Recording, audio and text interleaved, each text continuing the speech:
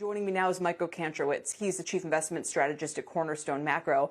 Michael, I appreciate you pointing this out. And for investors, where should they be positioned to best take advantage of what's been a surprisingly strong or I guess you could say well-positioned consumer here?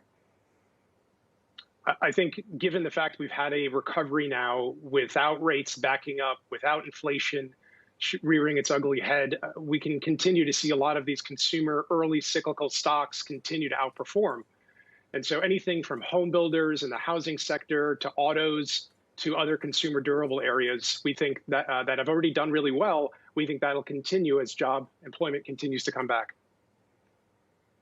So some of the names are names we talk about a lot, like Lennar and Lowe's and Tractor Supply. Who else do you think? Yeah.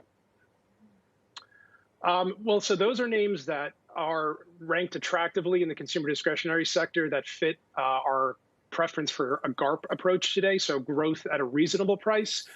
And there's a huge debate on Wall Street now whether you want to be growthy or be in the value space. We think you want to be right in the middle right now, and that'll allow investors to benefit from companies with good fundamentals, but it's still acknowledge that valuations have become extreme for some of the better companies. So beyond there, again, those sectors of household durables, even some of the travel companies look attractive. But again, of course, COVID remains an overhanging issue there. And so I think housing specifically can continue to do really well. Even a company like Home Depot as well fits that mold. Anything in the specialty retail space does well, looks attractive. And again, it's all about this idea of consumers having more money after they pay their credit cards, their leases, their rental, their mortgage, and energy prices. In addition to food, all of those costs are historically at such low levels. And I can't think of a time where we've had a recovery in employment and have seen mortgage rates continue to fall to new lows. And it's a really unique backdrop, but it's a really good backdrop for consumers. And so finally, I've seen a lot of surveys about holiday spending falling 7% year on year this year. We know just what a terrible position a lot of lower income Americans hardest hit by the pandemic are. So what would you say to people who say, well, what about those headlines?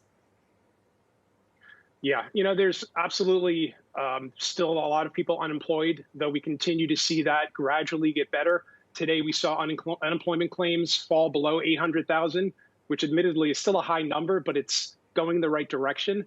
And so we expect to see upside surprise. Hopefully, D.C. sooner than later will get a stimulus package in order to accelerate the recovery and give consumers more confidence to feel better about spending during the holiday season. So we see a lot of upside surprises. Yeah, and as you said, that includes retail, includes the sort of housing and construction sectors and all of those aspects of the consumer wallet. Michael, thanks so much for joining me. I appreciate it. Michael Kantrowitz of Cornerstone. Shepard Smith here. Thanks for watching CNBC on YouTube.